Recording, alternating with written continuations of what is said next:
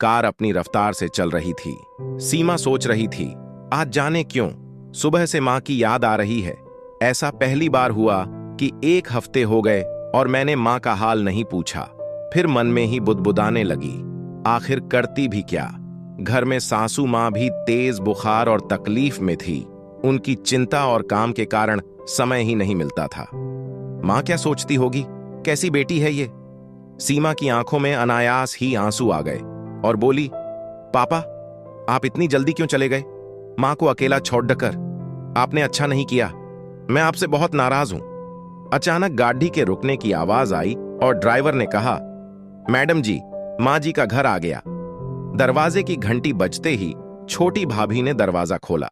सीमा बोली, नमस्ते भाभी, कैसी हैं आप? छोटी भाभी नैना ने उत्तर दिया, हम सब ठीक है, आप कैसी हैं? आज अचानक। सीमा मुस्कुराते हुए आगे बढ़ी और मां के कमरे में चली गई, मगर अंदर जाकर देखा मां तो वहां नहीं थी। भाभी के दोनों बच्चे वहां पढ़ाई कर रहे थे। सीमा ने पूछा, मां कहां है? बच्चों ने कहा, बुआ दादी तो ऊपर वाले कमरे में रहती हैं। सीमा गुस्से से बोली, ऊपर वाले कमरे में? हां, हम लोग यहां पढ़ाई करते हैं और दादी अब। उनकी पूरी बात सुने बिना ही सीमा दौड़ती हुई ऊपर की तरफ गई। कमरे का दरवाजा बंद था। सीमा ने दरवाजा खोला तो मां औंधे मुंह बिस्तर पर पड़ी थी।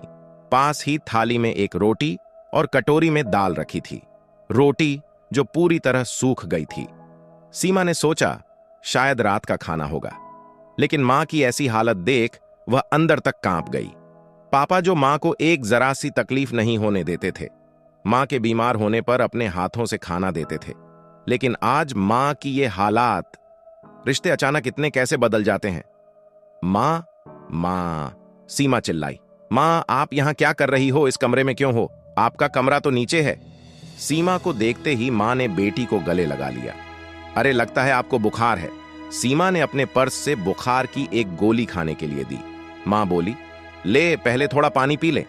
सीमा गुस्से से बोली, पानी छोड़ो, और मां का हाथ पकड़ते हुए कहा, पहले आप दवा खाइए और ये बताइए आप अपने कमरे में क्यों नहीं हो? मां बोली, अरे कुछ नहीं, यहां रहूं या वहां, क्या फर्क पड़ता है। मां अपने आंसुओं और पीड़ा को बेटी से छिपाने की कोशिश कर रही थी। किसने आपको यहां रहने को मजबूर किया, बताइए। मां बोली, अरे किसी ने नहीं, तू बता कैसी है, घर में सब ठीक है ना? सीमा का गुस्सा 7वें आसमान पर था। वह गुस्से से लाल हो दंदनाती हुई नीचे जा पहुंची और चिल्लाने लगी, भैया, भाभी, बड़े भैया, छोटे भैया, सब बाहर आओ। सब कमरे से भागते हुए बाहर आए। क्या हो गया, क्यों चिल्ला रही है इतना? चिल्लाऊं नहीं तो क्या करूं? यह मां का कमरा ऊपर कब से हो गया? इस उम्र में उन्हें इस तरह एक कोने में अकेले छोड़ देना क्या ठीक है? अगर पापा होते तो तब क्या तुम ये करते? बड्ढे भैया मुस्कुराते हुए आगे आए और बोले, ओहो, बस इतनी सी बात। दरअसल बच्चे बड्ढे हो रहे हैं, उनको पढ़ने के लिए एक निश्चित जगह चाहिए थी और मां को इससे कोई तकलीफ नहीं। एक कमरे की ही तो बात है, इतनी सी बात पर आसमान सर पर उठा लिया है। सीमा गुस्से से कांप रही थी और बोली, मां को कोई तकलीफ नहीं।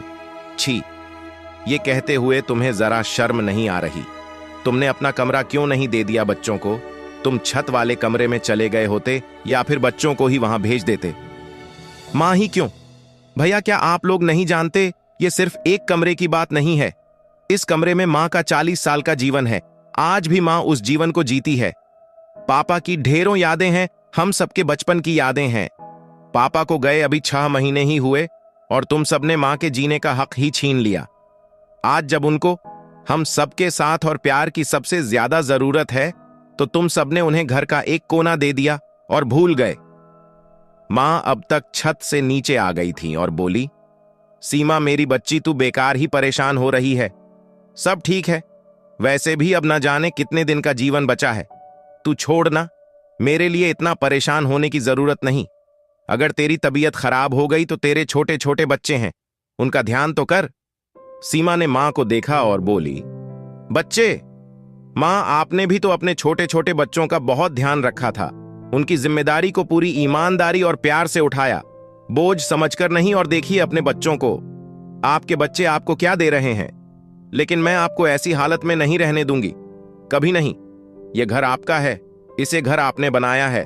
इस पर सबसे ज्यादा है क्या आपका है? मां, आप क्यों अपने कमरे से निकल गई? आज से और अभी से आप यही रहोगी। इतना सुनते ही बड़े भाई को बहुत गुस्सा आया। उसने चिल्लाकर कहा, देख सीमा, अपने घर से मतलब रख। यह हमारे घर का मामला है, यहां तुझे बोलने की जरूरत नहीं।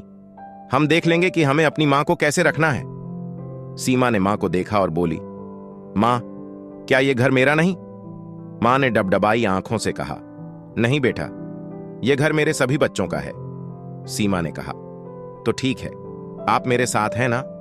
मां बोली, हां बेटा, लेकिन तू किसी बात की चिंता मत कर, मुझे कोई तकलीफ नहीं, मैं ऐसे ही जी लूंगी। अब बचे ही कितने दिन हैं? सीमा बोली, नहीं मां, कितने दिन बचे ये तो मैं नहीं जानती, लेकिन जितने भी दिन हैं वह आप आत्मसम्मान के साथ जिएंगी। बड़े भैया चिल्लाए, इसी समय घर से बाहर निकल, अपने घर के झगड़े संभाल, हमारे घर की बातों में मत टांग अड्डा। सीमा बोली, मैं टांग नहीं अड्डा रही, लेकिन मां का कमरा मां को दे दो, बस मैं चली जाऊंगी। इस कमरे की हर चीज में मां की जान बसती है, उनकी जान उनसे मत लो, मैं तुमसे प्रार्थना करती हूं। ऐसे नहीं मानेगी। छोटे भैया आगे आकर बोले, नहीं देते कमरा हम, क्या कर लेगी? सीमा ने मां की ओर देखा और कहा, आप अपने और पापा के कमरे में जाइए।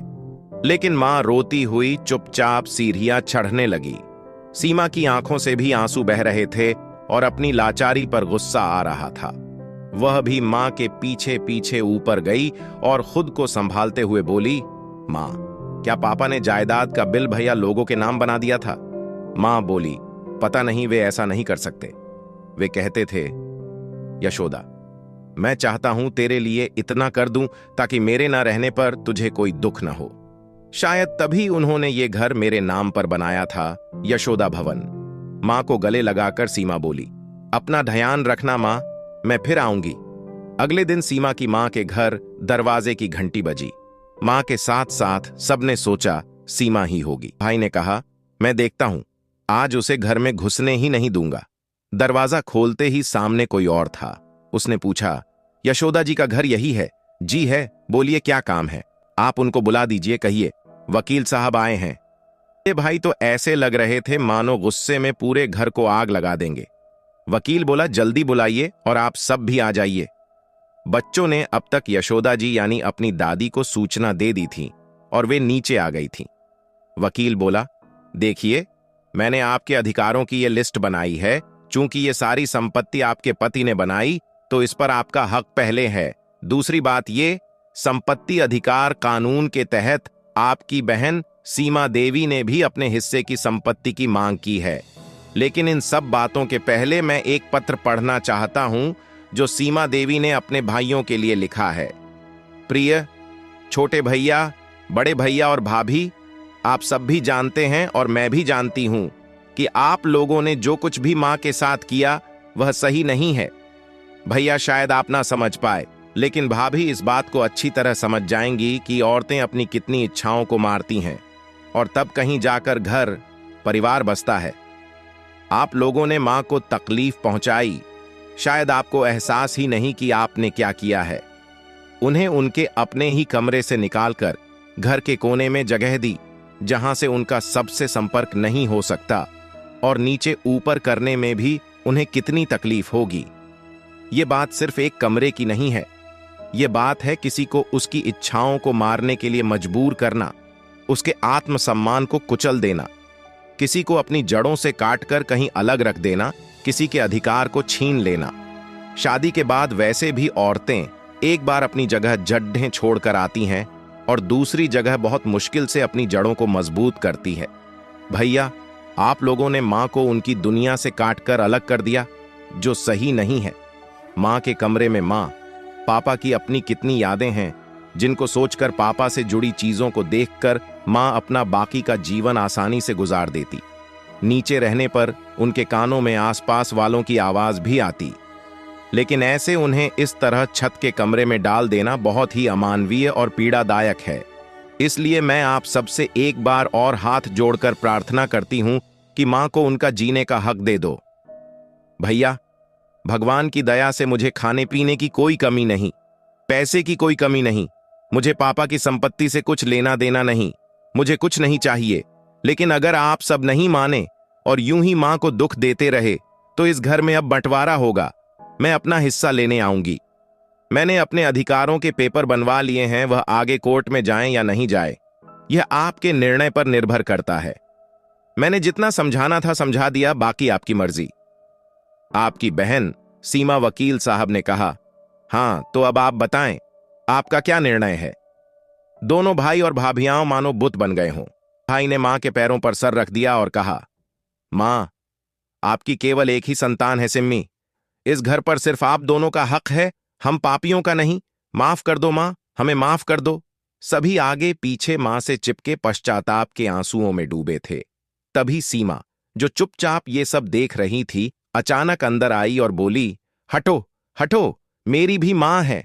मां ने बाहें फैला सीमा को गले लगा लिया और कहा, तू तो हम सब की मां है। बहुओं ने मां पापा के कमरे को पहले की तरह सजाया और मां को उनके कमरे में ले गए। सीमा आंगन में आसमान की तरफ देख रही थी और बोल रही थी, मैंने ठीक किया ना पापा।